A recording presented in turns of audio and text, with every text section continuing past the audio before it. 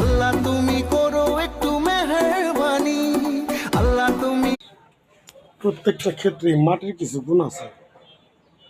যেমন পাকিস্তানি মাটি, সেখানকার মানুষও লম্বা, গরু ছাগলও লম্বা, মোরগ মুরগিও অনেক বড় হয় লম্বা। আসলে এখানে এটা মাটির গুণ, আবহাওয়ার গুণ। আমাদের বাংলাদেশে বেশিরভাগ সময় খাটো মানুষ, হঠাৎ 2-4 জন লম্বা চড়া দেখা যায়। আবার অস্ট্রেলিয়া দেখেন, অস্ট্রেলিয়ার মানুষজন যেমন উঁচা লম্বা, তাদের পশু পাখি ওরকম উঁচা লম্বা। আসলে সবই প্রকৃতির লীলা, যেইখানে জায়গাটা আল্লাহ পাক তাই দিয়েছেন। কারণ বাংলাদেশের মানুষ অত বড় গরু লালন পালন করতে পারবে না, পারলেও 2-4 জন শখে, কিন্তু এটা যদি টান দেয় টিকতে পারবো না। আর অস্ট্রেলিয়ার 2 ডবল গরু রয়েছে, তারা বাণিজ্য মানুষ করতেছে।